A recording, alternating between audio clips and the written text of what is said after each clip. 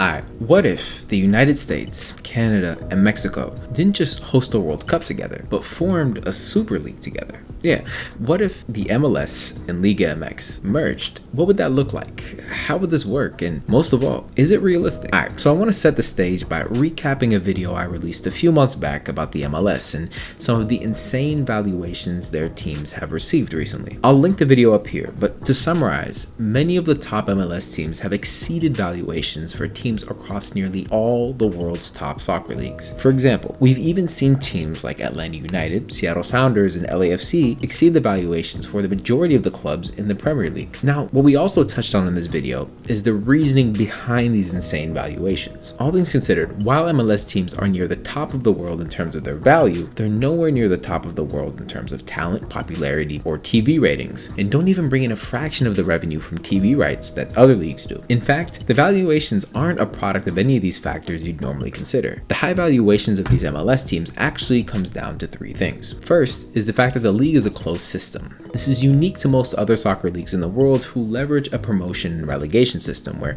the top teams from the lower league take the place of the worst teams in the higher leagues. By remaining a closed system, this secures the team owner's investment by ensuring their team, good or bad, will always remain in the MLS. And by always playing in the top league, you never have to worry about your team losing relevancy, popularity, or attention, which is a currency of its own and influences how much money the league and its teams can demand in negotiations for TV rights and sponsorships. Second is the fact that the MLS has minimal competition both regionally and globally. In the US, the MLS is the only established men's soccer league with any significant following. Yes, there are other leagues out there, but they pale in comparison to the MLS with respect to their relevancy. Unlike other American sports where there are multiple leagues at different levels with some relevancy at either the collegiate, semi-pro, or professional levels, the MLS is unique in that, in a sense, it's the entire soccer market in the US. And because of the time of year they play, most of the larger leagues globally they would compete with are in their off-season. So to put it simply, unless it's a national team game, 100 times out of 100, if you're going to a soccer game in the US, it's an MLS game. The third reason the valuations are so high are also a product of this. Investors who see soccer as a growing market in the US have really only one established option to invest their money in, and that's the MLS. Though, to be fair, the NWSL are making strides. And while these owners have seen the revenue spike over the last decade, that is not so much a product of the league's improved business model.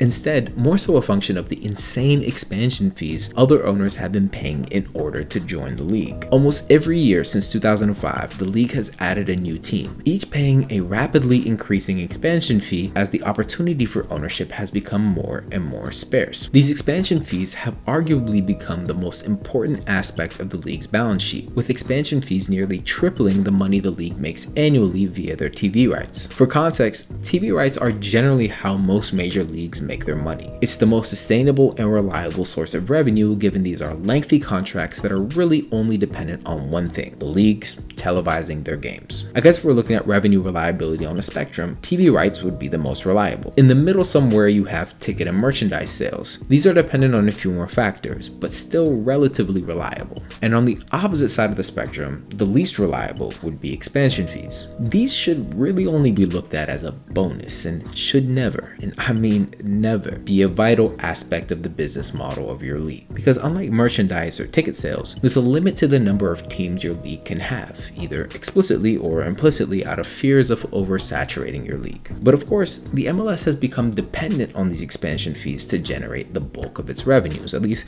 some would argue this. This is of course a concern for a number of reasons, none more obvious than the fact that at some point you have to stop expanding to avoid the risk of diluting your product. The league has already planned to address this concern by claiming it will be at full capacity in 2023 when it reaches its goal of 30 teams, capped by the introduction of Charlotte FC in 2022 and St. Louis SC in 2023. Now, consistently adding new teams has provided the league a number of benefits they won't be able to enjoy anymore. The first, obviously, again, being the insane expansion fees paid by teams who want to join the league. For context, both Charlotte and St. Louis paid $200 million to join the league. That's money they've become accustomed to earning almost every year, which they'll never see again. The second, and maybe less obvious benefit, is rapid growth. By establishing teams in new cities and regions, the league can quickly expand their fan base by entering a new market nearly overnight. Seeing this, the league has a huge problem on their hands once it reaches full maturity in 2023. No more expansion fees and no more rapid growth. And without continual growth, it'll make it harder and harder for the league to improve other, more reliable aspects of its revenue model. In total, while the league has established itself as the premier soccer league in the United States, it's by no means the most popular. Earlier, you might have heard me say that if you're going to a soccer game in the US, 100 times out of 100, it's probably an MLS game. And that's very true. But let's say you weren't going to a game. What if I was just watching a soccer game at home? In that case, it's a very, very different story. The MLS isn't the first or the second most popular league to watch in the US. When comparing to TV ratings over the past year, it's clear both the Premier League and Liga MX are significantly more popular in the States. To put it in perspective, the MLS averaged about 384,000 viewers per game last year, which, as discussed in our last video, is about the same as the WNBA. The Premier League, in comparison, averaged roughly 410,000 viewers per game. And as for Liga MX, just under 660,000 per game, nearly double the viewership of the MLS, and they don't even play games in the US. That said, while Liga MX is significantly more popular, there are a number of things that MLS does right that Liga MX struggles to accomplish. Let's take this is a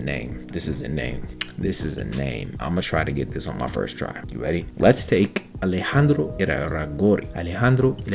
Why do I gotta say it in the accent? I don't need to say it in the accent. I don't. Here we go. Let's take Alejandro Iraragorri, for example. A Liga MX. Come on, bro. I said that. Iraragorri. Come on, bro. Iraragorri. Oh, that's so fire. Iraragorri. Come on, bro. Let's take Alejandro Iraragorri, for example, a Liga MX owner who wrote about the strengths the MLS has as a league in comparison to Liga MX, including how the MLS has, quote, been growing in an orderly, slow, but constant way in all senses: commercially, infrastructure, financial structure, reach, and sports. Its fundamentals are solid, its market very large, relevant in purchasing power, and growing in taste and appetite for soccer. Today, MLS clubs have higher annual turnover than our league. So to summarize, while Liga MX has done a significantly better job at developing a loyal audience, they struggle with the ability to develop a business model with stability and fundamentals of the MLS. Not to say the MLS model is perfect by any stretch. I just spent half the video pretty much calling it a Ponzi scheme without actually calling it a Ponzi scheme. But it's a model that does a few things right. For one, the MLS is extremely strict with respect to the amount of money teams can spend per season on their rosters and implements stringent salary caps that limit teams from spending more than any other team in the league. And while this is commonplace among other American sports, MLS is especially strict on the amount teams can spend. Let's take the NBA, for example, where the average revenue per team is about $292 million per year. The salary cap per team is set at $112 million, meaning the team's salary cap makes up about 40% of total revenue. MLS teams, in contrast, make approximately $45 million a year in revenue, with a salary cap just over $4.2 million, or 9% of total revenue per team. This ensures that in a down year, or down years as we may see in a post-expansion era, teams will have relatively reasonable wages that will not drown the league or its owners. Not saying this is the intention behind the low wages, but it's an added benefit at the very least. So okay, what was the point of all this? Well, it's clear both sides have something to offer. Mexico has a league with a larger North American fan base, and the US and Canada have a league with a stronger foundation, boundaries, and infrastructure, not to mention a more affluent fan base. Mikel Arriola. Come on, bro. I'm really filthy with the names, bro. Come on, bro. I might just need to make a second channel of me just saying people's names perfectly fine on the first try. Mikel Arriola. Come on, bro. Mikel Arriola, president of... Gosh, just rolls off the tongue so beautifully, so juicy. Come on, Mikel Arriola. Why do I gotta put so much finesse on it? I mean, I know I'm saucy, but I don't need to put so much finesse on it, bro. I don't need to hit him with the jelly every time. Come on, bro. All right, here we go. I can't say it normal now because I was just too saucy the past few times, and now I gotta say it like Mikel Arriola. That's Michael Arriola, president. Do y'all even remember what we talking about?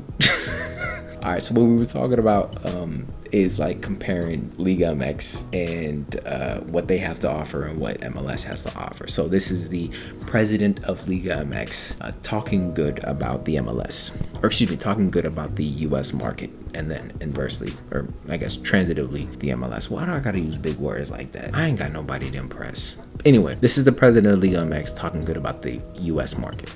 Mexico are a net exporter of football as a country because we have 60 million consumers in the US. And those 60 million people have a GDP per capita 700% above ours. And they consume televised games 2 times compared to the Mexican consumer. Seeing this, it would be hard to argue that there could be significant benefit for both leagues to merge with one another. And this is something both leagues have flirted with already. We've seen a number of collaborations between the leagues just this year, where they shared their all-star games as well as participated in the League's Cup, where 4 teams from each league competed against one another in a single elimination tournament. And in 2023, the leagues have agreed to expand this tournament to include all 47 teams. So to summarize, they're already making strides to improve the relationship and potentially integrate with one another. But what if they were to fully merge? What if they were to create the North American Super League, or Soccer League? I like Super League more because that's just baller. Well, we already discussed the benefits. Larger fan base and audience, meaning higher revenue through greater TV and marketing deals, and potential for both sides, but especially the MLS, to improve their long-term financials. Now, this wouldn't be without some serious considerations. For one, you can't have a 47-team league. If you could, I promise you,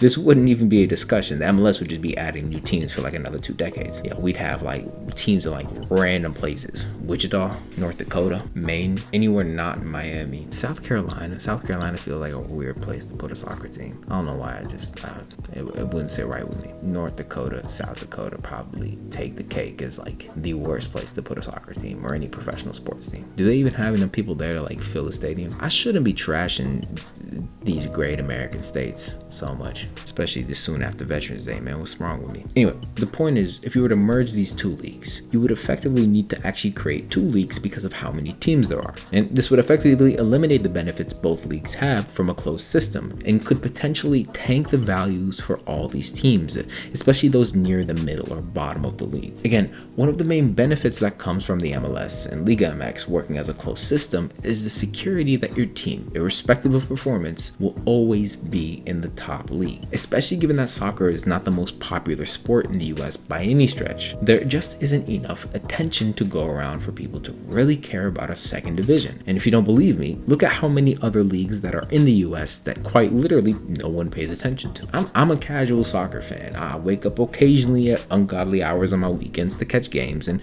can name a handful of players off most relevant teams across the world. And I just found out while doing this video that there's a USL team, officially the US's second division league, 20 minutes from where I live. And I just found this out right now. In Tacoma, Washington, 20 minutes from where I live. There's apparently a second division soccer team already there. Had no idea. Now, I'm not saying I'm like, because I didn't know about it, that other people don't know about it, don't care about it. I'm just saying, like, if they're 20 minutes from where I live and I'm like a moderately casual soccer fan, you would think, come on, bro, what y'all doing in Tacoma? The point is, if they were to move to a promotion and relegation system, the valuation for these teams could drop significantly, meaning the equity these owners have built, which is supposed to counteract the money they're losing, would be lost as well. The goal of an investment, even if it's one that costs you in the short term, is to make your money back in the long term, like when you sell the team. So to be honest, I'm actually very conflicted as to what the potential outcome could be. On one hand, yes, you have a larger audience and more money coming in from TV rights, marketing, and sponsorship deals. But is it enough to counteract the loss in equity many of these teams will face? Personally, I have no idea. And that's why I run a YouTube channel and not a soccer league.